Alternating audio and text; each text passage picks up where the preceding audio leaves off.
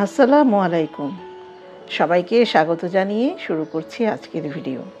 আজকের ভিডিওতে দেখাবো একটি বেড কভার বা bedsheet, table mat, table cover অথবা ডাইনিং টেবিল ম্যাট, যাই তৈরি করুন না কেন সেটার একটা টিউটোরিয়াল। তো এই ডিজাইনটা আমি তো বড় কাপড়ে আর দেখাবো না, আজকে এটা টেবিল ক্লথেই দেখাবো। তো টেবিল ক্লথের জন্য আমি নিয়েছি একটি রঙিন কাপড়। তো আসলে এই রঙিন কাপড়ের উপরে আমি তো একটা ভিডিও দিয়েছি, এটার আরও কিছু টিপস অ্যান্ড ট্রিক্স ফলো করতে হয়। তো এই টিপস অ্যান্ড ট্রিক্সগুলি আমি আজকে এই ভিডিওতে বর্ণনা করব। আসলে খুব ভালো মানের একটি রঙিন কাপড় কিন্তু নিতে হবে যখন আমরা রঙিন কাপড়ে ভেট রং করব, তা না হলে রঙটি কিন্তু নষ্ট হয়ে যাবে, আপনার সঠিক ডিজাইনটা আপনি পাবেন না। তো যে কারণে ভালো মানের একটি রঙিন কাপড়েই কিন্তু করতে হবে। এটা একটি টুইল কাপড়, মোটা কাপড় দিয়ে আমি আজকে টেবিল ক্লথটা তৈরি করছি। তো মাঝখানে দেখেন মিডলে কিন্তু একটা ধরে নিলাম, মানে খুব সহজ। যারা নতুন কাজ করতে চাচ্ছেন অনলি তাদের জন্য আজকের এই ভিডিওটা। কারণ আমরা শেখাই যে ঘরোয়া পদ্ধতিতে, আমরা কিন্তু বাণিজ্যিকভাবে কিভাবে করবেন সেই ভিডিওটা কিন্তু আমরা তৈরি করি না। আর বাণিজ্যিকভাবে যখন আমরা করব তখন রঙের মানে পরিমাণ হবে অনেক বেশি করে করতে হবে, রঙের পরিমাণ তখন কমে আসবে, কাপড়ের পরিমাণ বেড়ে যাবে, কস্টিংটা কমে যাবে। এখানে লেবার কস্ট আছে অনেক, মানে ভাড়া, মানে ইস্ত্রি দেওয়া থেকে শুরু করে সব কিছু এখানে কাউন্ট হবে। তখন কিন্তু মানটা একটু মানে বুঝতে হবে। আর আমি দেখাই সাধারণত ঘরোয়া পদ্ধতিতে আপনারা কিভাবে এই টাইডাই বাটিকের কাজ করবেন। আমি কিন্তু বাণিজ্যিকভাবে দেখাই না, এবং শেখাই যখন শেখানোর মধ্যে আমার তখন বাণিজ্যিকভাবে থাকবে।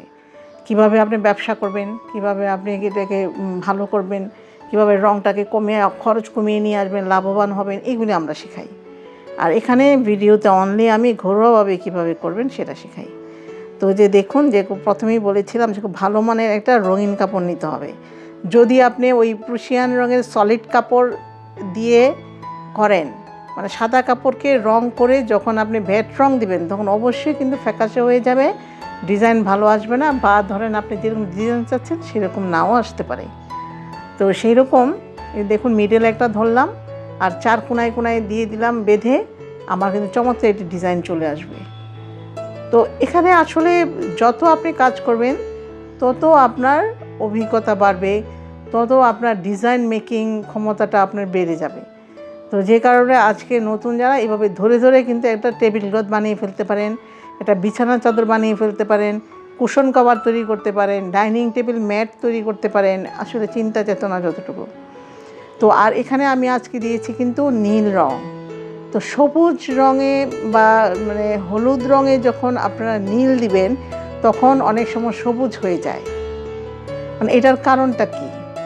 এটার কারণটা হচ্ছে যখন আপনি প্রুশিয়ান রং করা কোনো হলুদ কাপড়ে ভ্যাট রং দিবেন তখন সহজে রংটা কিন্তু বসতে চাইবে না, মানে তখন রংটা ওই আপনার বিক্রিয়া ঘটবে, একটা রঙের সাথে আরেকটা মিশে যাবে, তখনই সবুজ সবুজ ভাব আসবে। আর যখন আপনারা বাজার থেকে ভালো মানের হলুদ রঙের এরকম কাপড় কিনে নিয়ে আসবেন তাহলে অবশ্যই আর রঙের পরিমাণটা বাড়িয়ে দিতে হবে, তখন অবশ্যই কিন্তু আপনার রং ভালো হবে।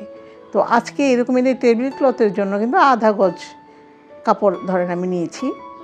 তো সেই পরিমাণে আমি আধা গজ কাপড়ের জন্য কিন্তু প্রায় মোটা কাপড় যেহেতু আমি 1 তোলাই দিয়ে দিয়েছি রং, তা না হলে কিন্তু রঙটা আপনার নীল আসবে না। তো এখানে এটা আসলে ভেজা অবস্থায় মনে হচ্ছে যে কালো কালো, কিন্তু আসলে কালো না, নীল রঙে দিয়েছি আমি।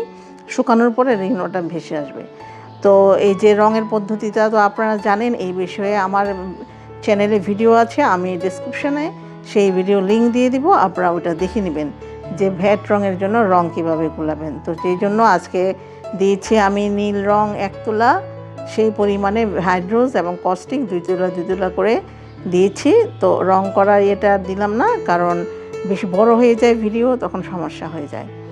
তো এই যে দেখুন চমৎকার একটি টেবিল ক্লথ কিন্তু হয়ে গেল। এই ডিজাইনটা দিয়ে আপনারা যে কোনো জিনিসই করতে পারেন, যে কোনো জিনিসই আপনারা তৈরি করে নিতে পারেন। আসলে দৃষ্টিভঙ্গিটাই প্রধান যে আপনি কী তৈরি করছেন। তো ধন্যবাদ সবাইকে। আমার ভিডিওটি যদি ভালো লাগে অবশ্যই সাবস্ক্রাইব করবেন, লাইক কমেন্টস দিয়ে সাথে থাকবেন এবং ফ্রেন্ডস অ্যান্ড ফ্যামিলির সাথে শেয়ার করবেন। ধন্যবাদ সবাইকে।